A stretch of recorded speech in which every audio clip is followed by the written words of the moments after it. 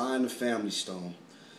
I get chills just even mentioning that name because for us real musicians, especially in the funk rock R&B department, we realize and recognize how much they changed the game, and we always say to ourselves, where would music be if Sly and the Family Stone hadn't come into the picture? And I don't even want to imagine half of the time. The genius rhythm guitar work and vocal work of Freddie Stone, one of my guitar idols, Larry Graham, enough said, the inventor of the slap bass thump and pluck technique and a badass singer in his own right. Rosie Stone, the most distinct voice of the crew that was always like a call to arms whenever she sang a part and played, great keyboards around her brother Sly. Just it was like a real great combination.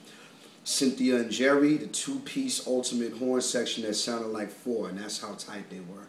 And of course, Greg Errico, one of the baddest technical funk rock jazz drummers on the face of this planet.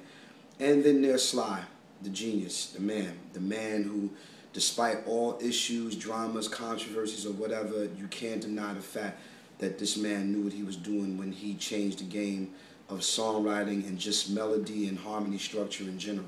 I mean, ask Berry Gordy. I mean, if Norman Whitfield was here, he'll tell you too.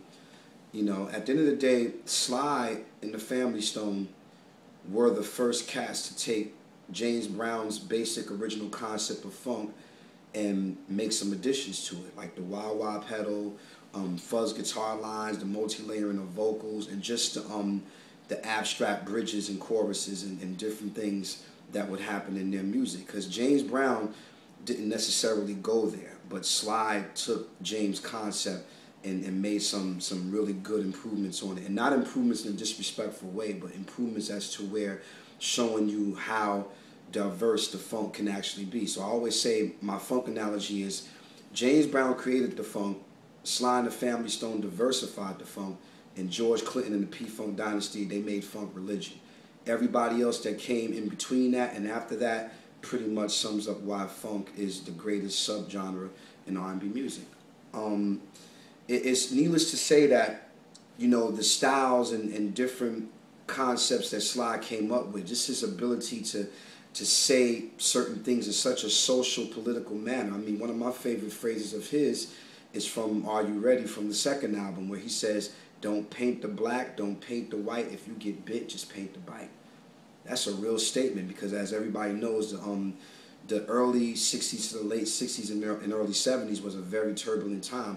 And Sly had this gift of writing and speaking not just for the black conscious mind, but even speaking for the white conscious mind. I mean, he showed this concept of togetherness of all racial colors just in the group setting alone. I mean, look at the obvious. Cynthia and Rosie are the only girls in the group.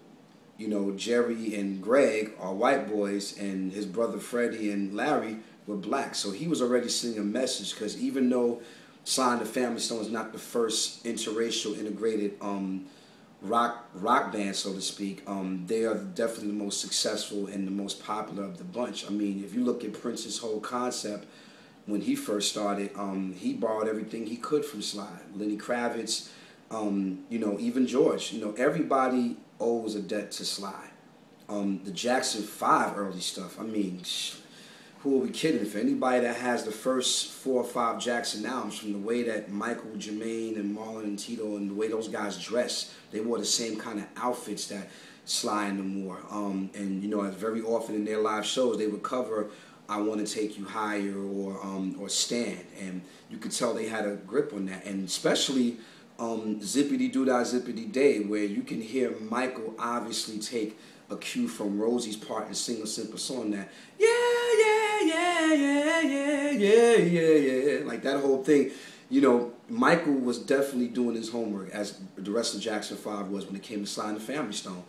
The late Norman Whitfield and Barrett Strong would go to not only the Funkadelic shows, but they would also go to the Sly and the Family Stone shows with tape recorders, taping and bringing this back to Berry, trying to influence Berry to move into this new direction, the new thing that was happening. Because the name of Sly's first album is called A Whole New Thing. So you already knew that Sly was already thinking about the future in terms of where funk and R&B, rock, and pop was going. They would, you know, Sly&TheFamilyStone with just 5, 6 albums, they already were doing it and showing everybody the way. And a lot of bands were started because of Sly&TheFamilyStone and, of course, James Brown. So it's just very interesting to see what Norman Whitfield would do when he took these tapes and started really studying them and applying it to his own production style along with Barrett Strong. And the result was Cloud 9 by the Temptations. If you look at that whole period with the Temps, with Cloud 9, Psychedelic Shad, Don't Let the Joneses Get You Down, where they were doing like multi-layering vocals and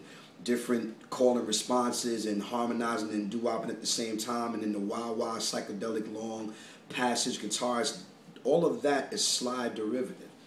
And Norman Whitfield never, ever, ever discredited Sly's influence. And as a matter of fact, if it wasn't for Norman Whitfield going to those shows and taping Sly and bringing it to Berry's attention, Motown would have never advanced as a label, because Cloud 9 won the company its very, very first Grammy thanks to the Temptations and Norman Whitfield recording that masterpiece. So long story short, I mean, I don't know where I would be as a musician if it wasn't for Sly, Freddie, Larry, Greg, Jerry, Cynthia, and Rosie, because alongside Rufus, Sly&TheFamilyStone is one of the first groups where each member had an influence on my musicianship or my singing in some sort of way. You know, and like I always say, dramas and issue aside, I mean, some of us have seen the, you know, the clips, and we heard the stories, we know all the crazy stuff that happened, and, you know, I just ignore that stuff because for me it's always been about the music. And Sly tapped into a core with his music. I mean, just the line in Everyday People where he says different strokes for different folks. You know, I'm no better and neither are you. We all the same whatever we do. He was really speaking these messages to the society that we were living in at that time. And I wasn't even born yet. But the bottom line was that those messages still resonate today. Like when you hear the last verse in Stand, where he says, "Please stand. They will try to make you crawl, and they know that what you're saying makes sense at all. Don't you know you are free? Well, at least in your mind, if you want to be." You know, Sly just had a way of just really tapping into the way we felt and the way things should be. And then he did it with the slick arrangements. I think it was the funk arrangements that really got us to going. You know, because when we hear, you know, Cynthia just yell, "Get on up and dance to the music," like it just almost like it was like liberation time. It made you feel real good. So shout out to all the original members of Sly, even the ones who came after, like Rusty Allen on bass and Andy Newmark on drums. You know, even his little sister Vet. And actually, the name of the group was called Little Sister. Everybody that came after the original people, they kept the Sly aesthetic alive. So shout out to them, all his beautiful kids who are also doing music in their own right, and everybody else. And Sly, if you do happen to see this, Rosie, anybody from the camp, if you see this, I love y'all. Lord thanks you. Without y'all, there would be no Prince, there would be no D'Angelo, there would be no Neo Soul. Y'all guys are the co-conspirators of that movement. So Lord pays homage, and thank you.